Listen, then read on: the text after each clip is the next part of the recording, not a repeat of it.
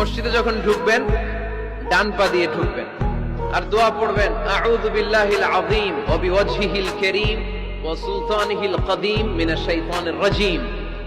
বিষ্ণু সাল্লাল্লাহু আলাইহি ওয়াসাল্লাম বললেন, যে ব্যক্তি মসজিদে ঢোকার সময় এই দোয়াটা পড়বে, শয়তান আফসোস শুরু করে, সে বলে হায় হায়, আজকের দিনের জন্য, সারা দিনের জন্য তো তুই আমার ওয়াসওয়াসা থেকে বেঁচে গেলি। মসজিদে যখন ঢুকবেন ডান পা দিয়ে ঢুকবেন আর দোয়া পড়বেন আউযু বিল্লাহিল আযীম ওয়া বিওয়াজহিল কারীম ওয়া সুলতানিহিল কদীম মিনাশ শাইতানির রাজীম।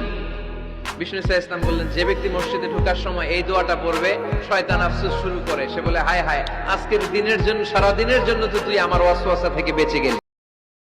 মসজিদে যখন ঢুকবেন ডান পা দিয়ে ঢুকবেন আর দোয়া পড়বেন আউযু বিল্লাহিল আযীম ওয়া বিওয়াজহিল কারীম ওয়া সুলতানিহিল কদীম মিনাশ শাইতানির রাজীম। বিষ্ণু সাল্লাল্লাহু আলাইহি ওয়াসাল্লাম বললেন, যে ব্যক্তি মসজিদে ঢোকার সময় এই দোয়াটা পড়বে, শয়তান আফসোস শুরু করে, সে বলে